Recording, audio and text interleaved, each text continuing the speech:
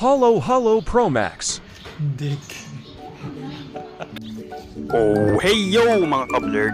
Today, samahan nyo kaming kumain ng kakigori or shaved ice. Nandito nga pala kami sa Nagatoro, Saitama, kung saan famous ang yelo. Dahil nanggagaling daw ang mga yelo nila sa bundok. So it's really fresh. Ooh. And here are the flavors. Merong strawberry, grape, peach, lemon, and my favorite, yung mango. And in this store, you can see lots of vintage toys. Look at that, ang creepy nung doll.